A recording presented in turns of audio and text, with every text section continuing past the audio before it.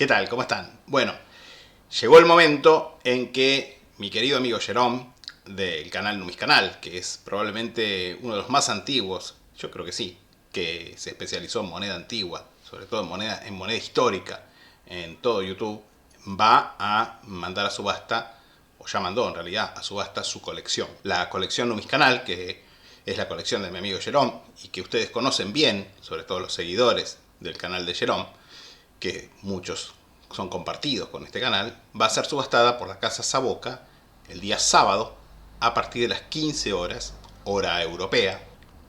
Bueno, calculen en Sudamérica, por ejemplo, unas 4 horas más temprano. Creo que México son 2 horas más temprano todavía. Y ustedes saben que Savoca subasta las monedas a través de la plataforma Bidr. Es decir, ustedes pueden hacer ofertas directas a través de la plataforma Bidr. Si me permite YouTube, voy a dejar el link abajo en la descripción y en una nota clavada en la caja de comentarios. En la primera parte de este video voy a comentar, no en extenso detalle, pero sí hacer una buena revisión general de la subasta, de la colección. Ustedes saben que yo no hago infomerciales, ni por dinero ni gratis. Lo estoy haciendo, obviamente, por amistad con Jerome y porque me parece que es una gran oportunidad para toda la gente que seguía el canal de Jerome, de que si quieren tener alguna de las monedas que él mostró a lo largo de todos estos años en su canal, bueno, es la oportunidad para hacerlo, porque van a poder comprarlas, va a ser la única oportunidad que van a tener en realidad. Así que en la primera parte, como les decía, voy a comentar más o menos en detalle la subasta, las distintas categorías, las piezas que me parecen más relevantes de la colección de Jerome, que se ha caracterizado siempre por ser una colección muy representativa y por ser una colección sobre todo elegida por el atractivo ocular, por el atractivo estético de las monedas.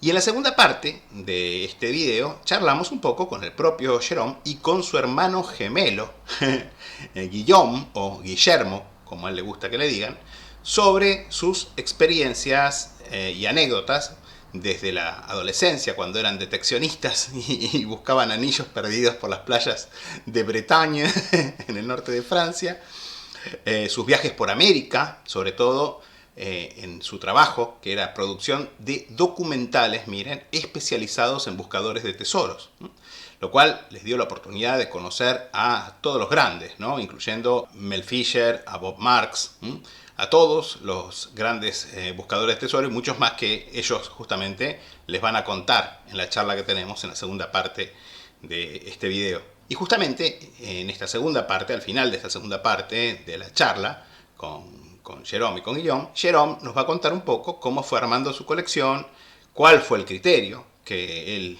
digamos, aplicó para armar su colección y también, bueno, qué cosas se quedó con ganas de haber comprado y que no pudo, pero que básicamente, bueno, él se va a vivir a América, con lo cual no puede llevarse su colección. Hoy en día cada vez mayores restricciones hacen muy difícil moverse.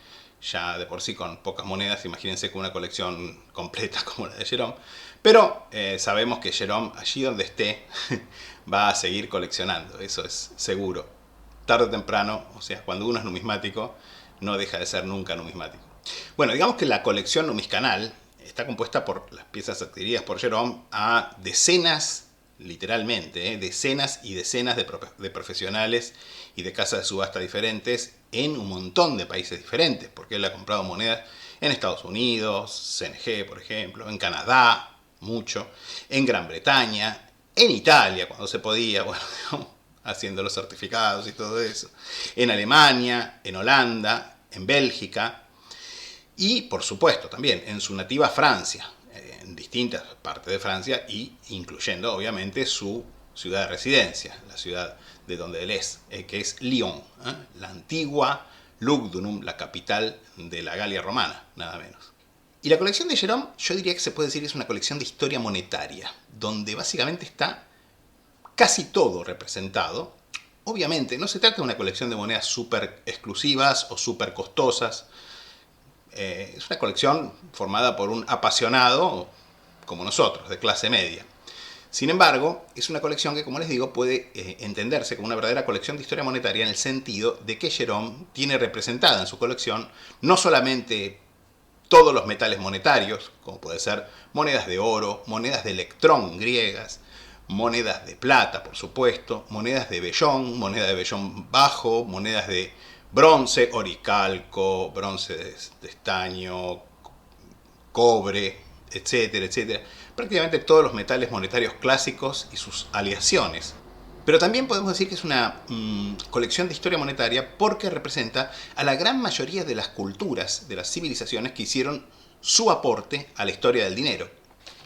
Entonces van a ver que la colección está integrada por monedas griegas, de Occidente a Oriente, por monedas de las antiguas civilizaciones y pueblos orientales preislámicos, los persas, los partos, los sasánidas, la antigua Judea, donde tenemos por ejemplo una moneda bíblica bastante rara, como es este Prutá de los reyes macabeos, concretamente de Juras Aristóbulo, que fue un rey que reinó solamente un año. Las dinastías árabes preislámicas, como los nabateos o las dinastías sudarábigas, y obviamente también los romanos, con monedas tanto de la República, como del Alto Imperio, como del siglo III, como del Bajo Imperio. Los bizantinos, por supuesto, una sección donde tenemos varias monedas de oro, el Islam, e incluso, fíjense que a Jerome no dejó de interesarle también las monedas de la India antigua, medieval, clásica, de las dinastías islámicas de la India medieval y de las dinastías también más modernas, incluyendo los mogoles, los estados de la India e incluso las monedas del sur de la India, los pequeños fanam de oro, etc. Para incluir también, además, monedas medievales, sobre todo, obviamente francesas, pero también de otras partes de Europa, e incluso también, fíjense, dentro de lo que son las monedas modernas, sobre todo, temprano modernas y modernas tardías, monedas del Reino de Francia, que incluyen desde el siglo XVI, las acuñadas a mano, hasta monedas acuñadas ya en prensa de volante, ya en el fines del siglo XVII y siglo XVIII. Pero también una colección tan ecléctica que incluye cosas como, por ejemplo, una moneda macuquina muy linda, de 8 reales, de la Seca de Potosí, acuñada para Carlos III en 1765. Es decir, acá hay para todos los gustos, para todas las áreas de coleccionismo y además para todos los bolsillos, porque hay muchas monedas que, son de algún valor, por cierto, son de cierto valor y por ahí es difícil para un coleccionista, de recursos medios comprarlas, pero hay muchísimas monedas que son perfectamente accesibles para casi cualquier coleccionista. De hecho, no hay ninguna moneda hipercara en la colección, sí hay muchas monedas muy interesantes, hay monedas raras, y sobre todo lo que hay son muchas monedas muy atractivas y muy accesibles, podríamos decir. Porque, como les digo, Jerome se centró bastante en el tema estético a la hora de coleccionar. También recordemos que las monedas de la colección de Jerome fueron todas adquiridas en casas de subasta, por lo general de muy buena reputación, de muy buen nivel, con lo cual es una garantía de que estas monedas, con su atractivo estético, su pedigree, etcétera, van a entrar como por un tubo a cualquier colección. Bueno, pasando ahora a mirar un poco las monedas de la colección de Jerome, digamos que en la sección celta, especialmente en la parte de la Galia, pero no solo de la Galia, muchas de las monedas, los seguidores de este canal, de mi canal, las conocen por haber aparecido en el video que hicimos juntos, un video colaborativo que hicimos juntos con Jerome, comentando justamente las monedas de la Galia celta. Y esta sección incluye algunas de mis monedas preferidas de la colección de Jerome. Notablemente, sobre todo la drachme o sanglier de los cadurques, que es una moneda rara y de una calidad realmente excepcional. Pero ojo que también hay monedas celtas de la Galia perfectamente accesibles en esta colección. Yo les diría casi para cualquier bolsillo, como son, por ejemplo, los potines fundidos, que son quizá las monedas celtas de la Galia más representativas, más emblemáticas y más características, ¿no? Monedas que incluso podríamos llegar a haber encontrado en el bolsillo de Asterix, si Asterix no fuera un personaje de ficción, ¿no? En la siguiente sección, en la sección de monedas griegas, hay piezas muy bien seleccionadas por Jerome, incluyendo desde tetradracmas, un par de tetradracmas de Atenas, por ejemplo, estátars clásicos como de Corinto, etc. Y tetradracmas tanto de los reinos helenísticos, tanto emisiones reales como también emisiones cívicas o incluso monedas que son emisiones cívicas pero acuñadas, por ejemplo, con los tipos de Lisímaco, con los tipos de Alejandro Magno, algo que comentamos en un video que hicimos justamente sobre tetradracmas helenísticas tardías. Pero, como pasa también con la moneda celta, en la sección de monedas griegas de la colección de Jerome también tenemos bronces y fracciones que son, yo creo, bastante accesibles para la mayoría de los coleccionistas. Algunos bronces sí, yo creo que pueden alcanzar un precio bastante alto, como puede ser, por ejemplo, esta gigantesca dracma tolemaica, debe pesar como 70 gramos, que además, fíjense que es una moneda muy especial porque aparece nada menos que en el primer video que subió Jerome a su canal. Así que, como pueden ver, es una moneda gruesa, muy grande. Mide exactamente 41 milímetros, casi 70 gramos, lo que la convierte en uno de los módulos y de las monedas más grandes y pesadas de las antiguas. Hay más grandes, pero este es como que un icono, pues un clásico. Y no hay tantas monedas mucho más grandes ni mucho más pesadas. Sí, es que estas monedas, los bronces grandes tolemaicos, hoy día están muy demandados, especialmente en ejemplares de esta calidad. El hecho de que algunas monedas puedan ser comunes puede resultar engañoso, porque fíjense que hay monedas que son comunes en ejemplares de mala calidad, o mal acuñadas, o con cuños gastados, o muy desgastadas, muy deterioradas, pero que son bastante escasas en calidades superiores, tanto de acuñación como de conservación. Y de esto hay bastantes ejemplos en la colección de Jerome. Las monedas de la India de esta colección fueron divididas, siguiendo la modalidad típica de la casa de subasta, de Savoca, en los distintos periodos en que fueron acuñados en las distintas secciones correspondientes. Es decir, las monedas antiguas con la moneda griega, la moneda medievales con la moneda medieval, las monedas modernas, digamos, de la edad moderna con la moneda moderna. Pero yo las voy a comentar todas en conjunto. Y justamente la sección de monedas indias de la colección de Jerome merece especial atención porque, si bien incluye en su mayoría monedas bastante comunes, es un muestrario muy representativo de las distintas dinastías, de los distintos periodos de la historia monetaria de la India, comenzando, fíjense, con los primeros ejemplos de moneda de la India, concretamente, como debe ser la plata punzonada, estas chapas marcadas con distintos símbolos de control punzonados en las monedas, son las famosas karshapanas. Pero pasando por los indogriegos, por ejemplo, las distintas civilizaciones, las distintas trazas de los distintos invasores que dejaron su marca, sobre todo en el norte de la India. Fíjense lo que es, por ejemplo, esta dracma de Menandro. Este es un buen ejemplo de una pieza de una calidad excepcional, que no suele verse en esta calidad. Las dinastías clásicas de la Edad Media temprana, fíjense, por ejemplo, es notable esta drama de tipo derivativo sasánida, pero que en el reverso, en lugar de tener el típico altar derivado de las dracmas sasánidas, tiene una escena de batalla. Esta es bastante inusual, esta moneda. Y luego, obviamente, el Islam en la India, que va desde de los sultanatos medievales, desde los más tempranos, jabaríes, etc., hasta, obviamente, el imperio mogol y las dinastías de los reinos principescos o estados principescos de la India musulmanes. Para concluir, fíjense qué interesante, con varios ejemplos de los diminutos fanams e incluso fracciones de fanam de oro, que son las monedas más características del sur de la India, en la Edad Media tardía y temprana Edad Moderna, sobre todo. Bueno, si seguimos con la sección de moneda provincial romana, digamos que claramente Jerome puso un acento en las monedas de plata y vellón, sobre todo. Por eso hay bastantes dracmas y hemidracmas capadocias, tetradracmas sirias, algunas de ellas especialmente bonitas, yo diría incluso espectaculares, como es esta pareja de Septimio Severo y Caracalla Joven, acuñados en la seca de la Odisea en Siria.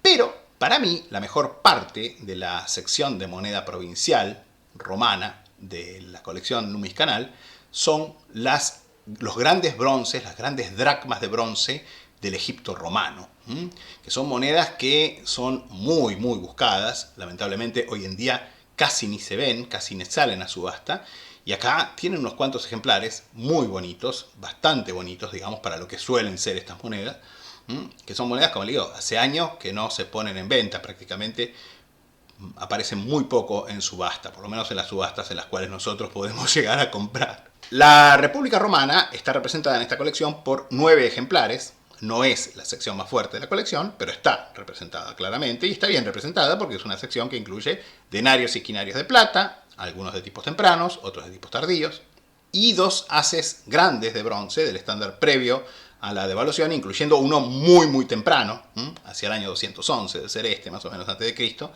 que pesa casi 47 gramos. O sea, es una moneda bien grande y pesada.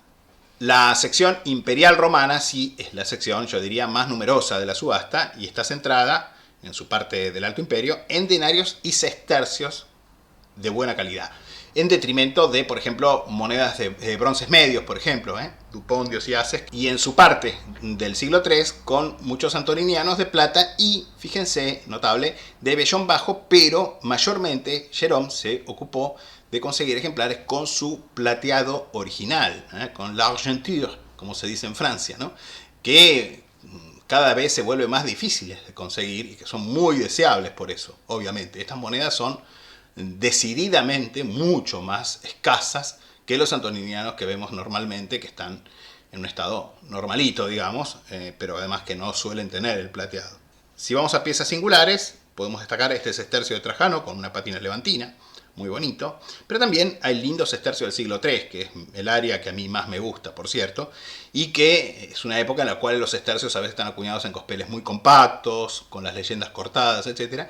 Y fíjense que hay ejemplares realmente muy atractivos de sestercio del siglo III, de muy buena calidad, con lindas pátinas. Y cosa que no puedo dejar pasar por alto es que la sección del siglo III incluye también una sección, podríamos decir, de moneda imitativa del Imperio Galo-Romano, del Imperio Gálico. Una categoría de monedas que era muy del gusto justamente de Jérôme cuando coleccionaba y que, fíjense que rara vez se ofrecen en subastas. En el Bajo Imperio, la pieza que encabeza la sección es un argentio de plata de Maximiano, una denominación que, bueno, a los especialistas no tengo que explicarles que es muy escasa y muy demandada, especialmente en ejemplares de buena calidad, como este, que sin ser una cosa lujosa, bueno, acá tienen un argentio auténtico de Maximiano, de buena calidad, y al mismo tiempo que no les va a salir un disparate, yo creo. También hoy en día se ven poco los grandes foles del periodo de la tetrarquía con su plateado original, lo mismo que pasaba con el tema de los antoninianos, o incluso más todavía. Y acá hay varios ejemplares de foles con su plateado original, de estos foles grandes con su plateado original, lo cual los vuelve mucho más deseables, por supuesto. Claro, fíjense que muchos de los foles con plateado original provenían de tesoros occidentales, que en la década del 80 y del 90 se podían sacar legalmente, no había ningún problema. Francia mismo autorizaba a quedarse a los descubridores muchos tesoros. Ahora yo creo que ya no es más así, pero en general, por ejemplo, no había mayormente problema. En la zona oriental es más raro que se conserven los plateados originales en los foles. En Bulgaria, por ahí sí, en los años 90, pero ahora hace años que no se ven casi tesoros o piezas frescas de este tipo con plateado original. Así que también, nuevamente, es una gran oportunidad para justamente adquirir estas monedas que son bastante espectaculares. Pero también los más pequeños numi, foles y centenionales de época constantiniana, también fíjense que Jérôme se ocupó de conseguir varias de estas monedas con su plateado original también. También del Bajo Imperio, de la época de la dinastía constantiniana y posterior, tienen por ejemplo un par de silicuas, Constancio II, Juliano el Apóstata, Valente, y también hay un sólido de Valente, que es una moneda que si bien tiene algún recorte, es decir, no tiene el peso completo porque fue ligeramente tosada, recortada, bueno, es una moneda muy decente, con un lindo retrato, con un reverso bien, y obviamente que no se va a vender a un disparate, pienso yo. La sección de bizantinas también incluye varias piezas de oro, tremises y sobre todo sólidos, de Anastasio, Mauricio, Heraclio, hay 2 sólidos de Heraclio, fíjense, de quien tenemos también de Heraclio un hexagrama de plata. Y hay piezas de bronce escasas, yo diría, en algunos casos casi raras por la calidad, como es este bronce fundido de Quersón, de la Crimea bizantina, miren. Y también hay un asprontraki de Electrón, una moneda bien acuñada en un cospel bien amplio, o sea que estas monedas son bastante espectaculares cuando uno las tiene en la mano, porque son monedas, digamos, de oro muy bajo, por cierto, pero de oro y muy amplios y con cospeles muy anchos. La sección medieval incluye pocas piezas, pero bien bonitas. Hay monedas de la Italia medieval, hay monedas de la India medieval, hay monedas de Francia medieval también, y también, bueno, justamente, bueno, les decía, las monedas de la India medieval islámica las van a encontrar acá también.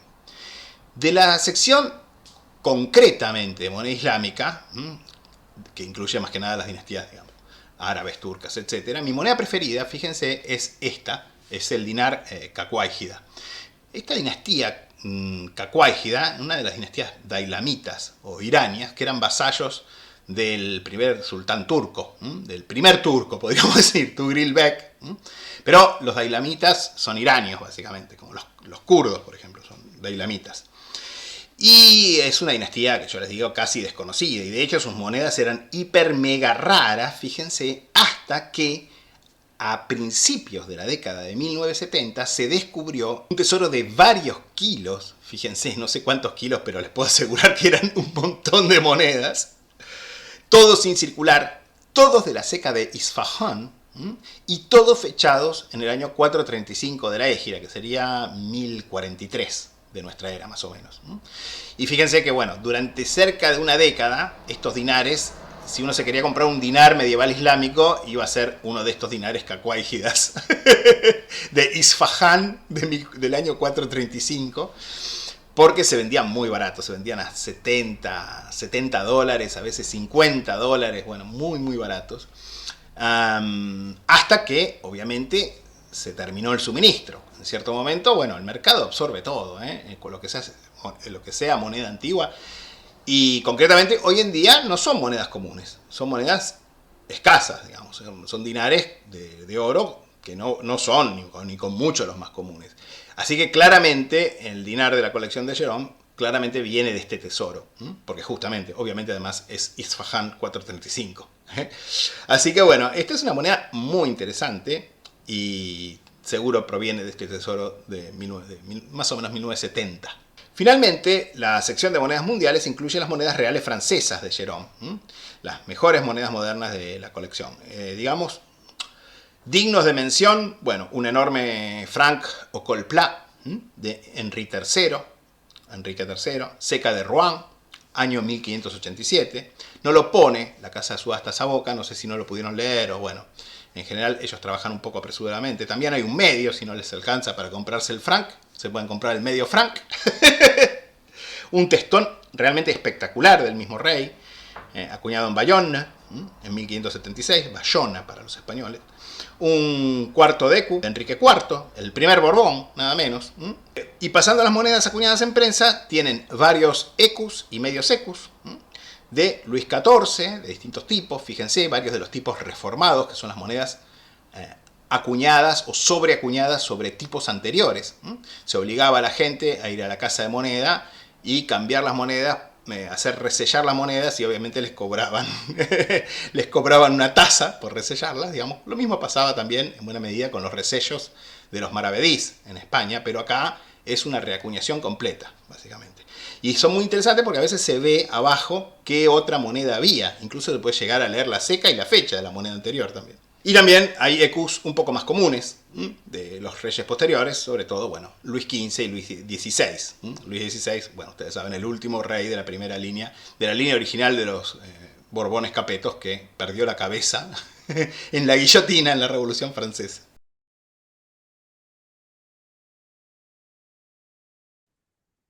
Bueno, ¿qué tal? Acá estamos con Jerome, con Guillaume o Guillermo, ¿no? Guillermo está bien. Como pueden ver, son hermanos gemelos, son exactamente iguales.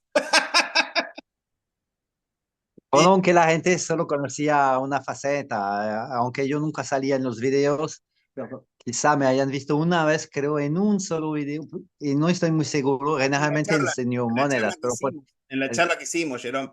Pero yo diría que cierto, si la gente ve una cara, ve las dos, prácticamente. pues sí.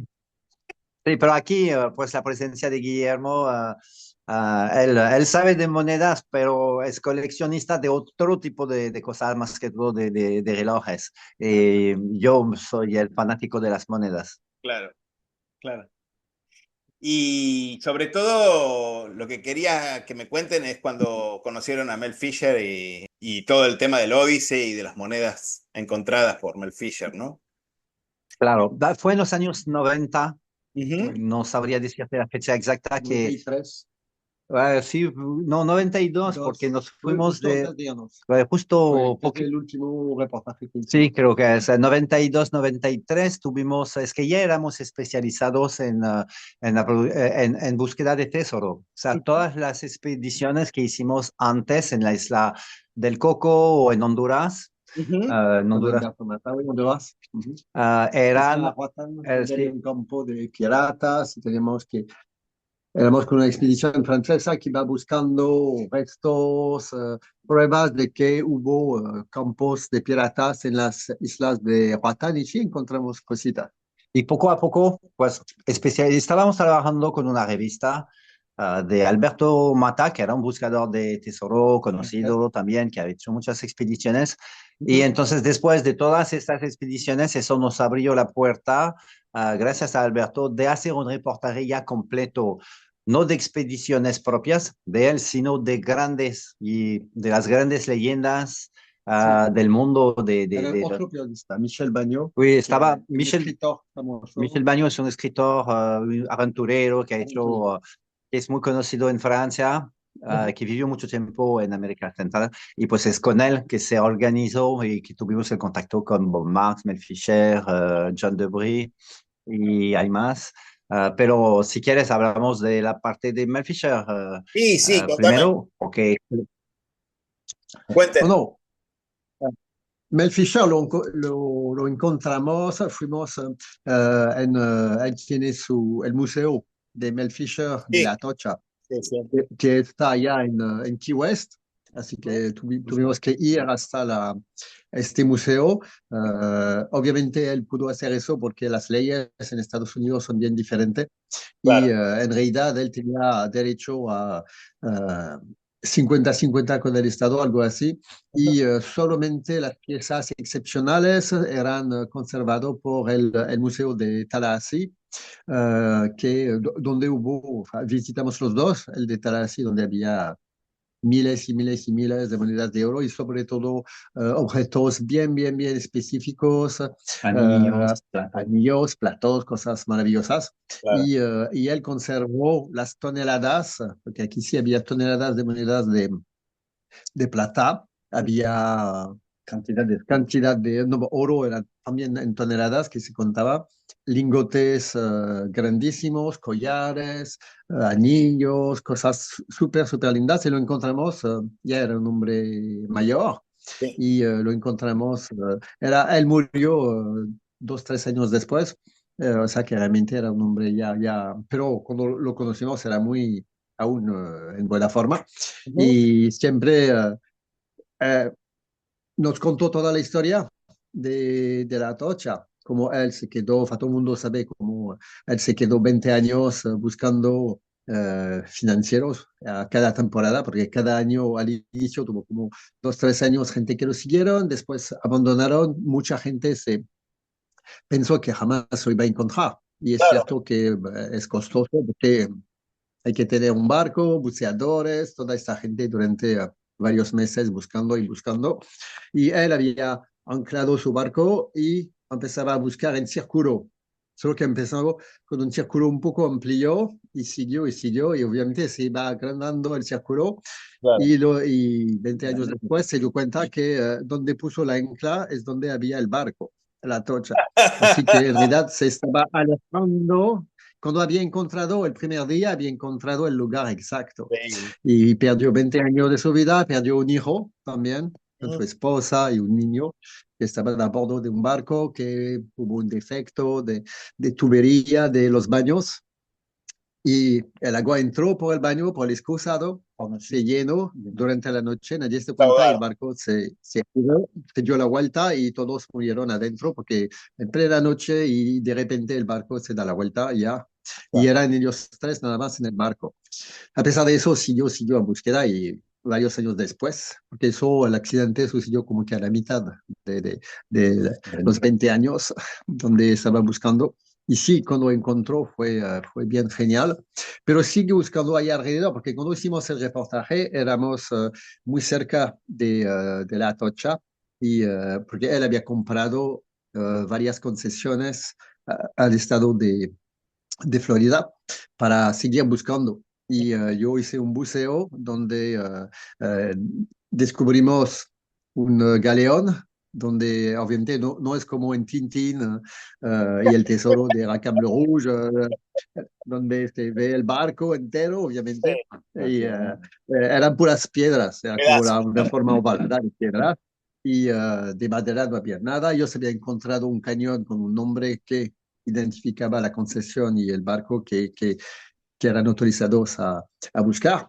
Claro, Y entonces ahí sí descubrimos bajo el agua, en vivo, en directo, unos doblones de oro bien lindos. Y saliendo así, como si abríamos una cajita y la ventaja del oro no es como la plata, sale no perfecto. hay condensado. Güey, sale divino. Y uno sabe lo que es, siente la fiebre del oro cuando lo descubre así debajo del agua. Claro. Y si yo hubiera encontrado una filmando, yo creo que no hubiera resistido en ponérmela en el bolsillo, porque se ve demasiado lindo. Descubrir eso, ver eso frente a ti, te juro que, y peor aún en el museo de Mel Fisher, donde nos hizo tomar en mano los discos de oro que eran grandes, toma el teléfono, que eran placas de oro grandes así Tremendo. y pesaban, era como que casi 15 kilos de oro. Y sí, sí, sí. El oro es Costaba, pesado. me entenderás, pero de oro puro, eran lingotes redondos y el barco era llenísimo de eso. Igual las cadenas que tenían los capitanes con anillos enormes y que cada vez que llegaba en un lugar se quitaba un anillo y negociaba mercancía, víveres con los anillos de oro. Entonces eran cadenas enormes que iban disminuyendo más viajaba.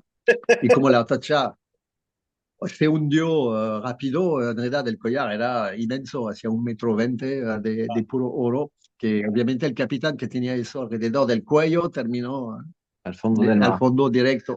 Más Claro, que todo se trató de salvar unos lingotes, ya se fue al fondo directo. claro. Pero Mel Fisher era bien, su museo era genial, obviamente vivía casi más del turismo, porque mucha gente viene a visitar, es una leyenda, Él y vende vendía, muchos anillos.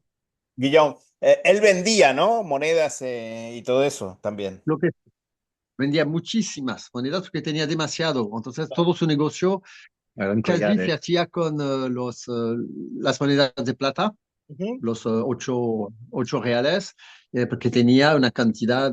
Cuando fui en la parte laboratorio, donde ponían todas las monedas en baños Sí, electrizados y todo eso, claro. electrolitis, y ahí había de la cantidad a la pala. Claro. Y bloques enormes también de monedas que De separaban concreción. concreciones. Ujú. Pero después él, una vez que la sacaba, obviamente la ponía en venta en el museo.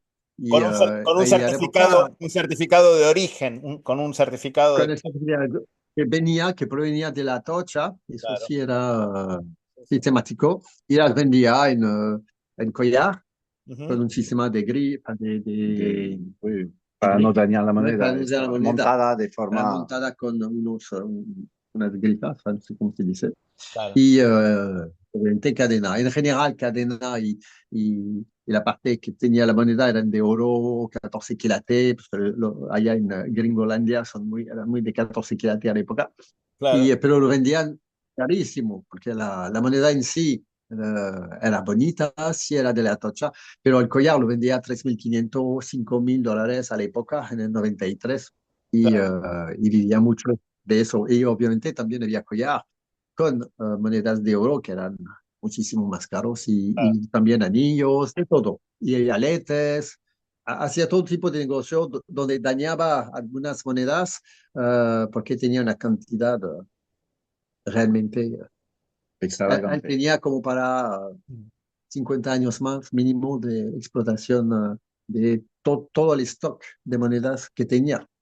Pero Fueron bueno, toneladas y también de esmeraldas, de joyas. también hay que pensar que él montó una empresa, perdió un montón invirtió un montón de dinero, arriesgó un montón de dinero. Arriesgó, Claro, ouais, ese es el y tema. su vida. Es un negocio arriesgado, básicamente. Podés encontrar como Y podés. son exacto, pero es un país que lo permite también. Eso en Francia o en Europa es inimaginable. Bueno, Eh, en España le fue mal justamente a Mel Fisher, porque con el barco que encontró en Cádiz, el Estado español se quedó con todo y él perdió toda su inversión, todo. exactamente. Mm. ¿Y Eso cómo? que pasa en muchos países. Sí, te escucho, te escucho. Sí, claro, No, no, En general en Europa la ley es mucho más restrictiva. En Francia, en los años 90, por lo menos no era tan restrictiva. Si encontrabas un tesoro, por ejemplo, claro, romanas de las cuales había muchos tesoros similares, te los dejaban quedar, por ejemplo. Ahora yo no sé si ella es así. Y en España siempre fue mucho más restrictivo, por ejemplo. ¿Y sí. cómo era Mel Fisher como persona, con su trato y eso? Él Today, today. realmente fue un señor adorable, el Ujú. típico señor americano pensionado. No, él tenía todas las cosas de oro encima de él como si fueran cositas como detallitos, pero no, no era alguien arrogante para nada. Sí. Y siempre era muy orgulloso de hablar con nosotros porque éramos un equipo francés y él había hecho el desembarque En la playa. en las playas de Francia en la Ajá. Segunda Guerra Mundial. Y Ah, él siempre usaba para la búsqueda de tesoro una frase que le habían dicho al momento del desembarque.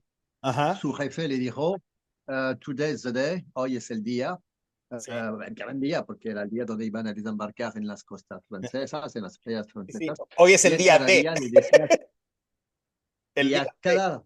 a cada soldado, o sea, a cada buceador en la mañana, cuando iban a buscar su tesoro, le decía, siempre decía, Today is the day, hoy Ah, es el día donde lo vamos a encontrar. claro. Duró 20 años diciendo eso, pero sí lo encontraron al final. Pero era un señor demasiado,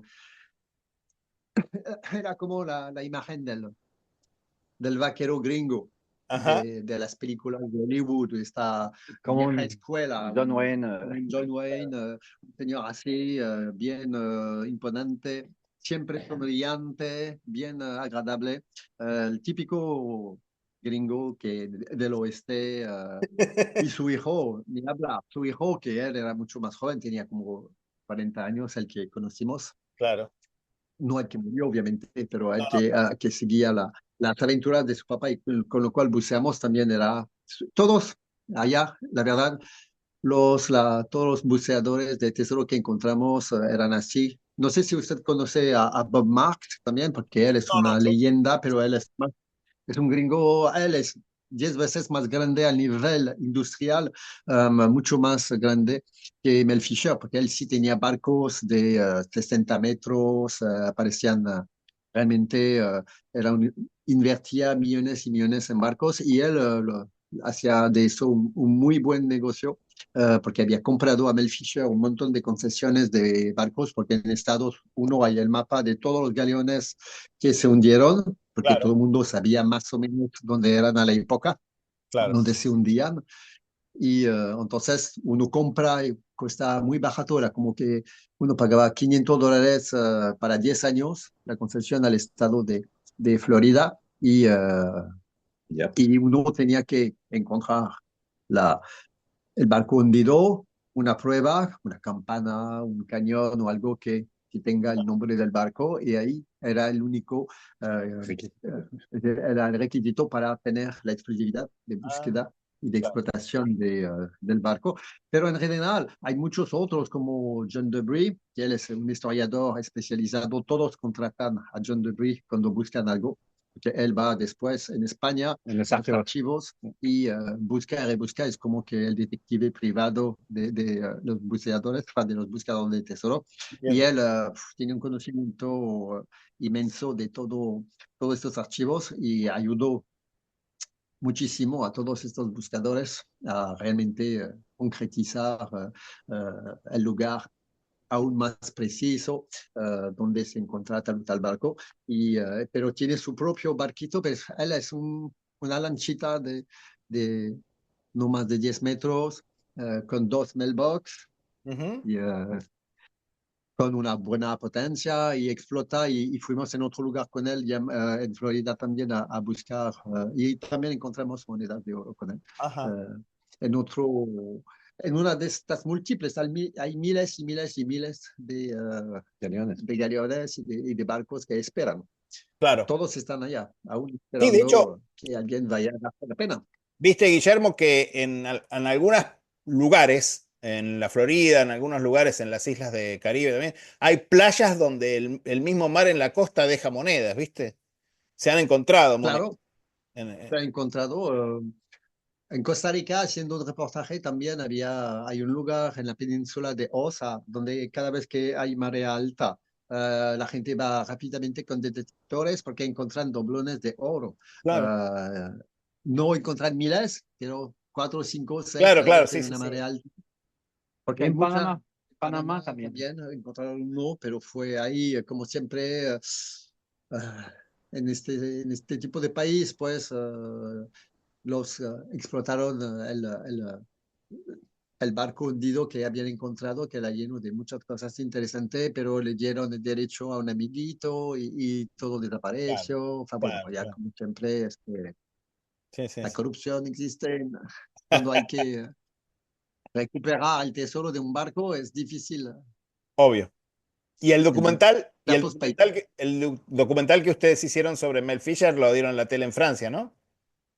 O, Sí, lo dieron, sí, sí. lo dieron en un programa, a la época era la televisión de Berlusconi, que era Canal 5 en Francia, que ahora Ajá. es Arte, cuando desapareció Canal 5. Y sí, era con Jérôme de Carolis, que es también alguien muy famoso aquí, Ujú. y que tenía un magazine de aventuras, de todo tipo tipo de reportajes así bastante, en general, bien hecho y éramos felices porque fue el primer, éramos una empresa independiente, nueva, y fuimos los únicos en tener lo que se llama uh, ¿cómo se dice?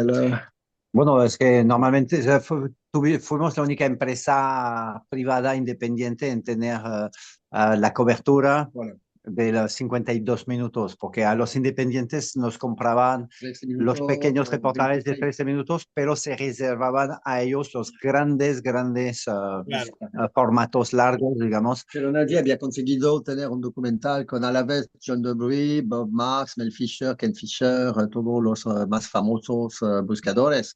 Y eso claro, a época fue en gran parte gracias a Michel Bagnot, el escritor que los conocía bien y que nos acompañó durante este documental. Y entonces fue gracias a tanta estrellas, digamos, de la búsqueda de tesoro este documental hizo la primera parte, la cobertura de Canal 5, se llamaba Reporter, que era muy famoso el programa de la época, el magazine, y ya, fue así. Y claro. después Canal 5 quebró Canal 5 a las 2, 3 semanas después de, de haber transmitido la película, quebró la cadena y fue comprada Ah, por Arte, claro. por la Gardea, otro grupo, ya toda otra historia de la televisión. Y vos te compraste Guillermo, te compraste un doblón de oro, ¿no? Sí, yo tenía En un un anillo. anillo Sí. de un 2 que era bien lindo, lo había hecho montar en un anillo de plata, Ujú. un estilo medieval, digamos, para no dañar la moneda, porque tenía Claro, una parte que era bastante morada y la otra que era bien, donde había la cruz, los 2 leones de Castilla y no me acuerdo qué más. Y lo tuve durante años y lastimosamente cuando hice un documental, siempre yo buceaba bajo el agua con este anillo porque nunca lo había perdido. claro, Y estúpidamente, el último buceo que hice en Panamá, en un documental, pues tuvimos problemas con la botella, tuve que quitarme el chaleco en el agua con la botella y no sé, haciendo el movimiento se fue. Me di cuenta de una vez, pero ya no teníamos aire en las botellas, Oh, nadie, ni el dive master ni yo. Y entonces, como él era mucho mejor buceador que yo, porque es su profesión, claro. se puso la máscara y fue así, A sin buscarlo. aire a buscar. Pero el problema es que era un día bien feo y había la visibilidad era totalmente nula. Él buscó media hora así, pero sin detector de metal. Así que este Claro. año regresó de donde venía. No en el mismo lugar, pero regresó debajo del agua. Así que Volvió, vamos, volvió al mar. alguien, por casualidad, en Panamá van a encontrar eso un día pensando que tal vez hubo un barco hundido por ahí, pero no, solo fue un idiota como yo que perdí sueño. Así que ya no tengo fotos por ahí, por allá, Eh, pero qué donde lástima. me veo con este anillo. La moraleja es de nunca bucear Con con anillos. monedas, con anillos de oro. Muy interesante. Pero, pero es un mundo, el de los buscadores de tesoro, bastante genial.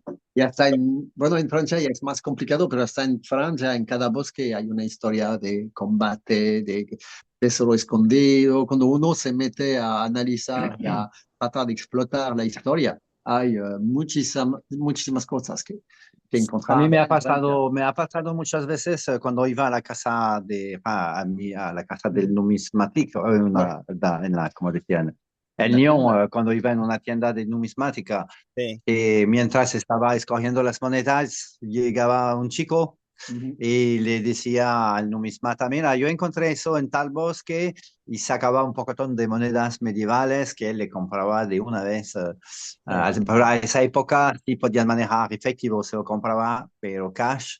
ah, yo no era muy especialista de monedas medievales, pero me ha pasado varias veces que llegaban detectoristas a vender a los numismatas O gente ha hecho un sus buen hallazgos. trabajo. Un obrero, cuando éramos Sí, haciendo una también. colección con Jerónimo, Hace poquito, y era un obrero ahí en la ciudad, estaban haciendo el metro y él encontró así de una moneda inglesa de oro, pero bastante reciente, de 1800 o algo así, Sí. que había encontrado y su jefe le dijo, mira, tú la encontraste, quédatela. Pero fue una. Pero obviamente aquí en Lyon yo sé de muchísimos hallazgos y mucha gente pero la ley ahora hace que el encuentro tiene que ser fortuito. Claro. Si tú sabes de un tesoro y que lo vas buscando y lo encuentras, eso no vale, o sea, ya te lo van a quitar. Pero si estás reparando tu casa y los obreros se topan como hace poquito en el norte de Francia, Sí. encontraron un tesoro de monedas, De Luises, sí. bueno, entonces ahí sí se puede. Y depende de la profundidad. Escuché que a partir de cierto nivel debajo de la tierra ya no es tu terreno, ya no te pertenece, es tierra del Estado. Entonces, Claro. según la profundidad también lo puedes perder, aunque el hallazgo haya sido fortuito. Claro. Pero en Francia es a cada rato que encuentran cosas. Pues. Ujú. Claro. pero Sí, en el mar, pues, está lleno, ¿no? Allá en Florida, en Bahamas, en todo el recorrido, digamos, De los las galeones. rutas oficiales de los galeones de la época, ya claro. que de 30 barcos, uno o dos llegaba y que con eso lograba reembolsar todos los barcos hundidos y aún volverse muy rico. eh, Así que no, ellos no les daba miedo perder barcos y hay demasiados barcos. Y Era estos, no me acuerdo de la... estos Ujú. buscadores de tesoro tienen una personalidad parecida a los antiguos piratas, ¿no? Así, aventureros, quiero decir, ¿no? Que buscan Son el botín. totalmente piratas. Tienen la misma mentalidad de como Claro, los buscadores de oro del viejo oeste tienen esta... Pero claro, es que cuando ya encontraste una, ya entiendo, te digo, por haberlo descubierto, cuando lo ves aparecer, claro. ya solo falta que sacas la pistola y que todo el mundo se entremate. Y Bob Marks, él tenía un barco enorme, tenía detector de metales en las puertas donde tenían que pasar cada buceador que Claro. trabajaba por él. Tenía que pasar aquí, se detectaba si había oro o cosas guardadas, se tiene que quitar toda la ropa, no en pelota, pero digamos que conserva solo su vestido.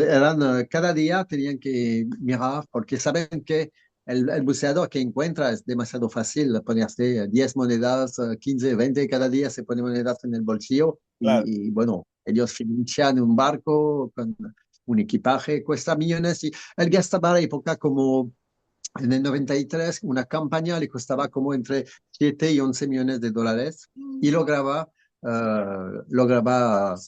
sacar, digamos, no eran mega, muy grandes negocios, no es que iba a triplicar su inversión, pero por lo menos no perdía No, pero y siempre cada año tenía una buena ganancia que le permitía volver a seguir los años siguientes. claro, Porque él sí tenía una infraestructura enorme, había su yate personal para venir, para llevarnos al barco, claro. helicópteros, ya era algo grande, mientras Mel Fisher, su barco era bonito, grande, pero nada que ver con, no era este lado uh, Elon Musk de la... Ahora quería que me cuente justamente, Jerome, un poco cómo empezó a coleccionar.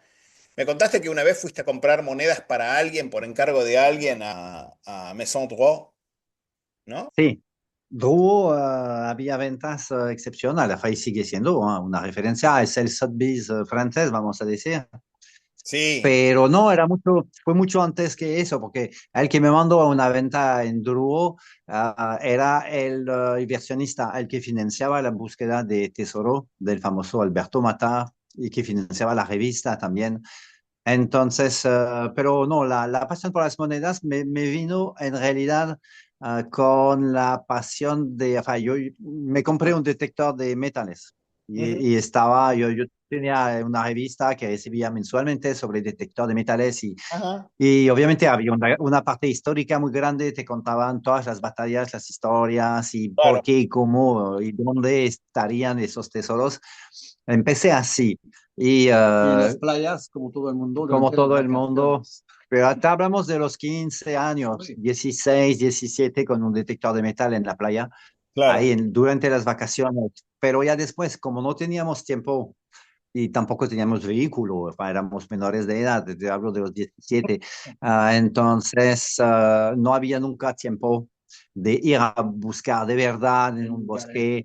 Entonces un día vendí el detector y me compré mis primeras monedas, ahí como a los 18 años. Empecé mucho más tarde que tú, porque tú empezaste siendo niño, que bien recuerdo desde que tienes que 8 años, me Las contaste. monedas romanas a los Ya 12. Con las monedas romanas a los 12. A los 13 ya sí. coleccionaba, digamos. Ok. ¿Y en la playa en dónde iban?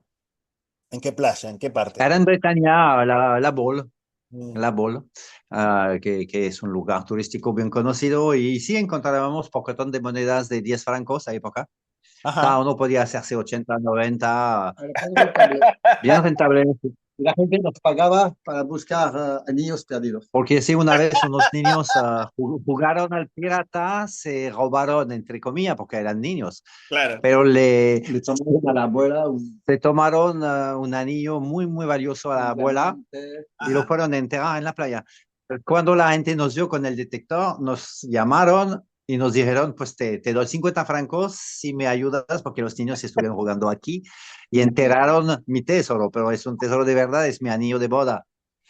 Y lo encontramos. Lo Ajá. encontramos pues después de como media hora, 40 minutos, y a la época nos dieron 50 francos, pero el anillo valía una fortuna, era de esos anillos De marca. sí, de alta joyería y seguramente valía mil Miles. veces más que los 50 euros, obvio. No, Ah, valía no, muy, muy caro, sí. algo de 15.000, Pero 20.000 es como euros. los niños ya jugaban a los piratas en la playa, pero con tesoros de verdad. Vos fuiste armando tu colección con un criterio estético más que nada, ¿no? De monedas que te gustaban cómo se ven. Sí, está- Porque vos coleccionaste de todo, coleccionaste Bueno, griegas, romanas, francesas reales, monedas reales francesas del Reino de Francia, ¿no? sí, pero el Reino de Francia fue como una fase, una de las últimas fases. Al inicio me enfoqué en las categorías clásicas, cuando empecé la colección, porque eso fue en dos tiempos. Empecé a coleccionar a los 18 años y tenía unas 10 monedas, y ahí era el famoso L'Agnel d'Or que te conté, Sí. de Jean de Le Bon. fue casi mi primera adquisición y era flor de coin total y absoluto. El numismata había comprado un tesoro y después tenía que reembolsar al banco su crédito y nos dejaba las monedas a precios muy bajos a la época. Entonces, por eso pude, pagando en varias veces, comprarme este anillo de oro de Claro. Jean de Lebon a la época, pero ya me fui. Vendí todo, las 5, 6, 8 monedas que me quedaban. Me fui por 22 años en Centroamérica y América del Sur y ya cuando regresé, es, uh, es cuando retomé la pasión y fue por culpa de mi hermano, Jaime, lo que ahora conocen, porque la primera Navidad en el 2013 me regala para Navidad una moneda bizantina con Heraclius que había comprado en Lyon, me regala esa moneda y le dije, cometiste gracias, pero qué error grave porque ya me entra la aplicación de nuevo, no puedo, ya sé que voy a recaer en la adicción. Era como regalarle cocaína a un ex drogadicto y él me regala esa moneda de oro y recaí, pero de una vez a las 2 semanas ya tenía 3, 4, 5, 3 y ya retomé así de poquito a poquito. Como tú dices, no soy tan académico como muchos miembros del grupo, muchos de tus seguidores que a veces suelen especializarse en una época o en un reinado, en una Claro. seca. Yo realmente siempre fue por corazonada, o sea, podía comprar el lunes una monedita romana porque la encontraba muy linda, muy hermosa y en buen estado de conservación. Me enfocaba mucho en eso antes de ya antes de buscar después, quizá más la rareza, no la rareza, pero monedas, digamos, menos común. Y Claro. ahí sí podía tolerar que no esté en estado perfecto, porque no alcanzaba el presupuesto para comprarla en extreme fin. Claro. Eso es el caso de algunas griegas que suelen ser muy caras. Pero sí, es por corazonadas. Este día podía comprar una romana el lunes y el martes estar comprando una dracma hindú simplemente porque tenía un look hermoso. Y las hindús siempre me han gustado porque tienen este toque de monedas celtas, muy estilizado Sí, y sí. muy crudo, que tienen muchas veces las monedas galas o celtas, que Sí. siempre me encantó. Y tú sabes que ya después me empecé a, a tenerle mucho cariño a los dracmas de bronce de egipcio Sí, que sí. lamento no haber comprado más, porque ves, como te contaba, si retomaba, si en algún momento yo retomo la colección, creo que me enfocaría mucho en los dracmas, como para hacer como una colección de puros dracmas egipcios, o, y de monedas de la realeza francesa, Luis XIII, Luis XIV, Luis XV y Luis XVI, que fue como que mi recién amor como que Ajá.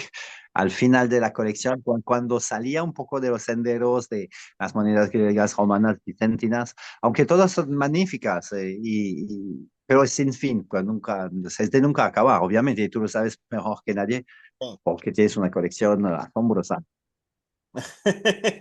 No es para tanto, pero bueno.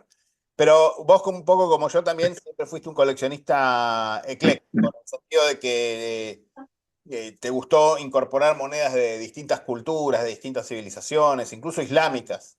Sí, me parece, Tenías una porque todo es matrícula también. historia.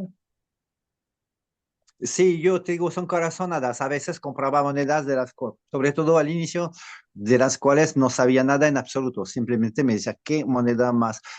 No sé, tenía todas las características de Grecia. Por ejemplo, uno de los, hay un stater ahí súper lindo en la colección que lo compré sin ser muy experto, pero es que para mí era como el búho de Atenas, pues, o sea, Claro, era de esas monedas que para mí icónicas, que simbolizaban Grecia, pues apenas la veías por el estilo, por el grabado, por la temática, claro. no, y eran espléndidas, entonces, digo, siempre fueron corazonada y atraído por la belleza de la moneda, aunque quizá no sabía gran cosa sobre esa moneda, pero salvo que era bella, hermosa y que quería tenerla. Y empecé a aprender más de las monedas, observándolas, viendo ventas y ventas y ventas, empapándome y al fin, ya cuando realmente empecé a aprender un poquito cosas serias, fue a través de Numis Channel. Cuando ya abriste tu canal y empezaste a dar tus seminarios, ahí me di cuenta de mi ignorancia sobre y del pozo de ciencia que eras tú y cómo siempre me asombró cómo puedes no solamente hablar de una moneda, pero de su contexto histórico y cómo manejas cada seca y cada rey de cualquier civilización, cualquier sociedad. Eso me asombró mucho pero obviamente sería un trabajo enorme para mí empezar a estudiar con tanto detalle la historia de cada moneda, pero me ayudó mucho ver tus videos para entender mucho sobre esas monedas. Te digo, muchas veces tú me has corregido en varios de mis videos porque cometía errores o decía algo que no era. Y eso le hacía una captura de pantalla y después hacía la rectificación Bueno, pero en mi me alegro, papel. me alegro que te haya servido, más que nada. Como es, y las monedas celtas de la Galia también, ¿no? Son hermosas y fascinantes. Sí, sí, Las pero mon- te digo, cada categoría es de nunca acabar. Mm. Es que por eso no me especializaba, Pero vos tenías lindas porque me decía, si me enfoco solamente, monedas de Galia. ¿cómo? Tenías lindas monedas de Galia. Sí, sí, muy lindas, estarán en la venta. Mm. De esos dracmas de plata de los cuales hemos hablado varias veces y creo que hasta los Hicimos incluiste un en un video, video claro. tuyo que hablaba de. Claro, hicimos juntos un video, claro. Un lindo video ese, de moneda celta de Galia. Sí, muy completo. Bueno, Jerón, pero vos empezaste mucho antes que yo en YouTube. Fuiste uno de los primeros que empezó a subir monedas antiguas a YouTube. Aunque te parezca mentira, vos Mm, fuiste uno de los primeros que empezó a subir monedas antiguas. Monedas griegas, monedas romanas. puede ser, no, nunca me he Te lo empezado a aseguro. investigar si. Pero digo, para mí en la colección tiene el mismo valor una moneda de oro bizantina o el Jean de Le Bon que tenía antes. ah, como decía, gozo igualmente un hummus hermoso, bonito, un folies, una moneda que quizá no sea tan cara de la India, pero que es espléndida. Y todas son pedazos de historia. A través de mis videos es eso lo que quería compartir. Pues primero porque estaba variado, así que podía presentar una india y después una bizantina y después una romana y una griega y una provincial. Y la más grande pregunta que siempre tenía Jerónimo se hacía cuando tenía cualquier tipo de moneda es ¿qué realmente podía comprar a la época con eso? Eso hace parte de la vida y de la historia A ver, concreta. en época antigua, griega, romana, las cosas que vos podías comprar con el dinero eran muy diferentes a las que podés comprar ahora. Entonces es muy difícil Claro. la equivalencia. Sí. Sabemos, por ejemplo, que en la guerra del Peloponeso, un hoplita, un soldado de infantería, digamos, pesada, ganaba 3 óbolos, es decir, una hemidracma por día. Un hoplita de la Liga del Peloponeso. Un hoplita ateniense seguramente ganaría más. Porque, por ejemplo, los remeros ganaban, más o menos, ganaban también un trióbolo por día y eran remeros en Ajá. Atenas. Así que seguramente un hoplita ganaba bastante más como Sí. mercenario. Ahora, claro, es difícil decir cuál era la equivalencia, porque si, por ejemplo, estamos hablando de que ganaban 15 dracmas por mes, digamos, ¿no? Ujú. Más o menos. Pero decir 15 dracmas, digamos, sería el equivalente a, no sé, 1.500 euros o 2.000 euros. Sí, Y yo sí, no no sé, puede. No. se puede hacer una equivalencia. Sí. En época más moderna, siglo XVII, XVIII, en la Edad Moderna, digamos, por ejemplo, ves uno de esos ecus de Luis XVI y sabés que Ujú. más o menos eso eran 60 euros, más o menos. Comprabas lo mismo, Ok. más o menos 60, 70 euros, una cosa así. Esa era la equivalencia. Sí, que podía valer 10 o 20 numus, digo, pero obviamente ya cuando hay 1000, 2000, 3000, ya quizá, pero parece menudo, parece como si en 300 años o 3000 encontraban jarras llenas de 10 centavos de euros o 20 centavos, no sé. No Claro. sé, es un poco la imagen que me hago cuando veo unas jarras llenas de hummus. Por ejemplo, en la tetrarquía un hummus era bastante dinero, porque valía 25 Sí, denarios. Y ahí sí tenés la lista de precios de Diocleciano, por ejemplo. La lista de precios sí. fijos de Diocleciano del año 301, básicamente ahí tenés los precios de todo. Ahí, pone los precios de absolutamente todo. El producto más caro es un león de primera calidad, un león vivo. Y Obvio. el producto más barato es forraje para el ganado, que valía, creo que, un denario. ¿Mm?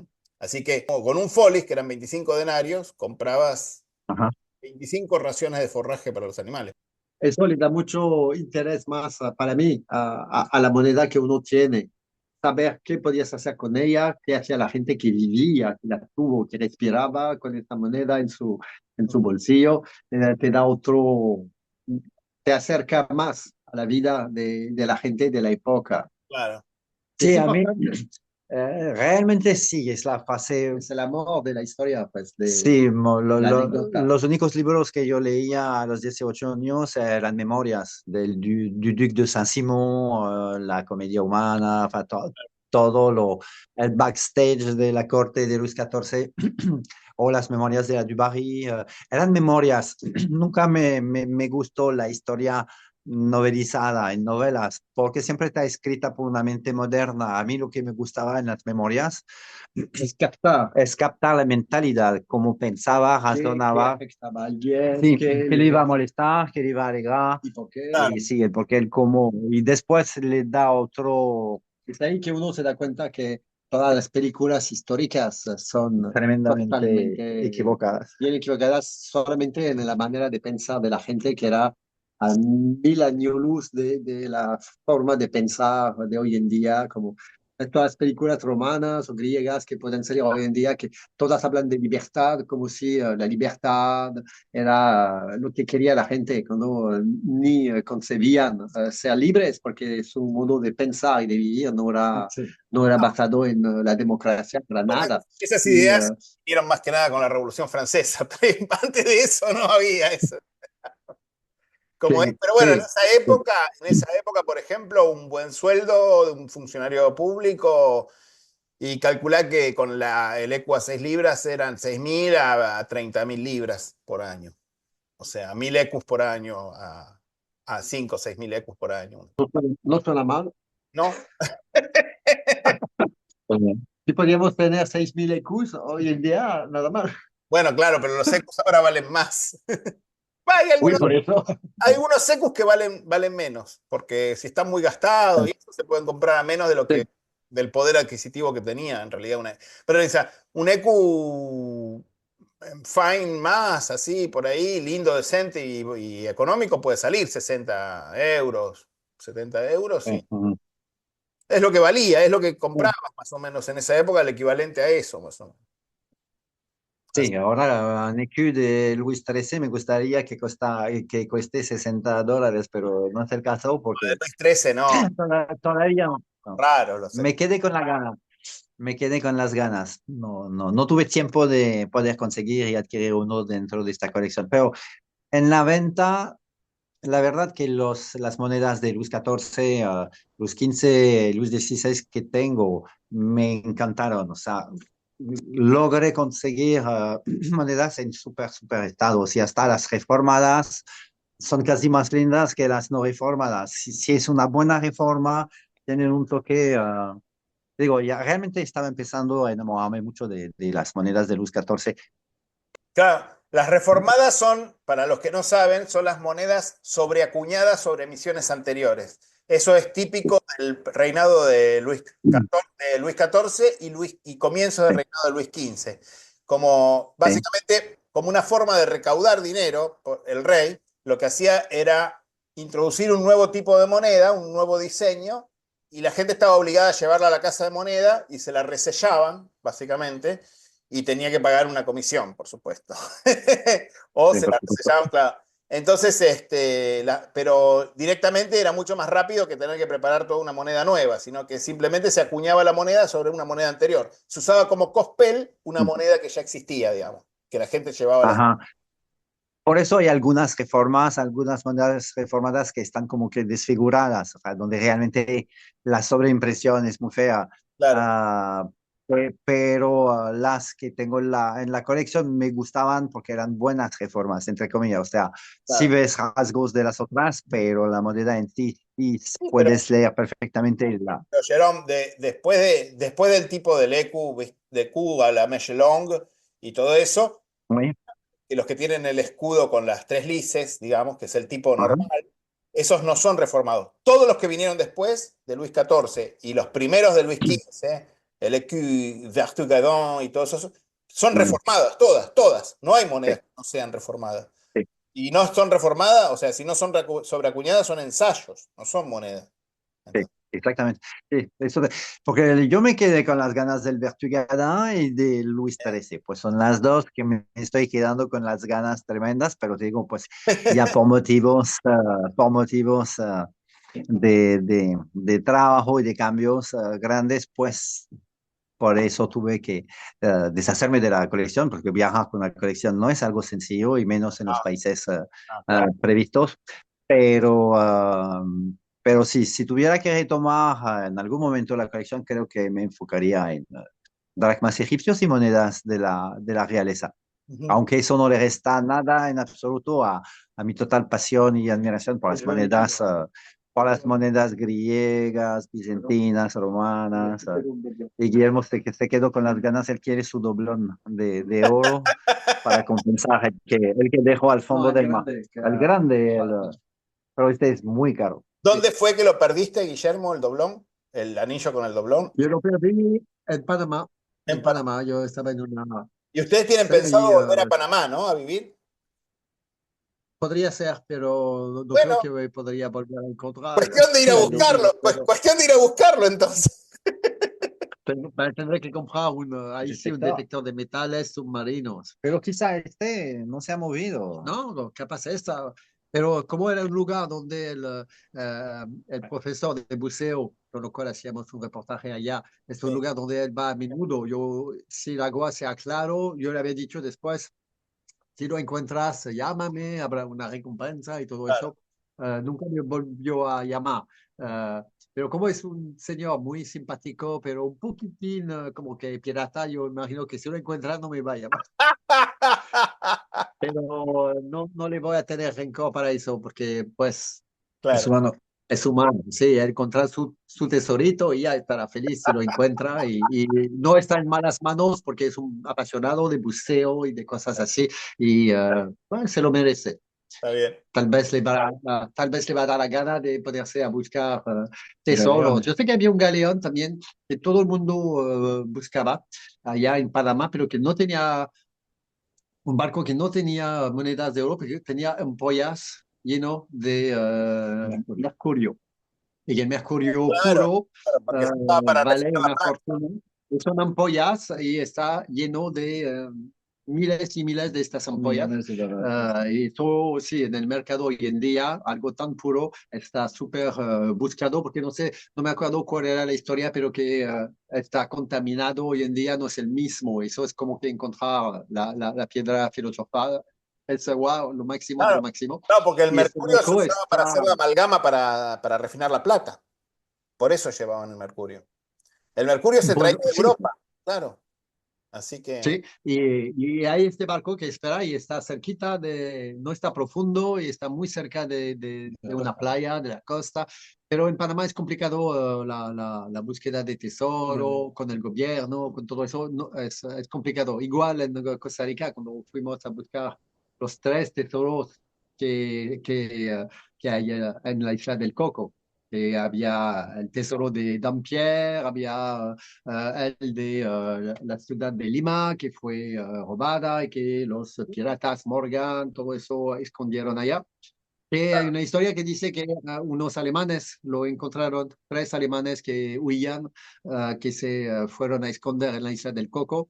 ajá, Uno de ellos murió por tiburón que lo comieron y, pero lograron encontraron una gruta submarina donde había una parte del tesoro de Dampierre y lo hubieran llevado con ellos, Qué bueno. dos sobrevivientes alemanes, bueno, de la Segunda Guerra Mundial. Pero quedan dos otros tesoros inmensos en la Isla del Coco, pero es la Isla del Coco, que se llama la Esmeralda del Pacífico. Cuando llegas, que ves este volcán en medio del agua, parece Jurassic Park, y cuando llegas dices, es imposible, es inimaginable poder encontrar algo, es un bosque denso y todo es escalada, todas las rocas, porque tenían cosas de los piratas, porque cada pirata tenía su mapita, como la mayoría terminó ahorcado en un barco inglés.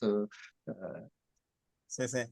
Guillermo y Jerome, les agradezco muchísimo la charla. No, Nuevamente, Un muchísimas placer. gracias. Un placer no, así, haberlo conocido a tu hermano. Vos te conocía bien ya, pero pues bueno.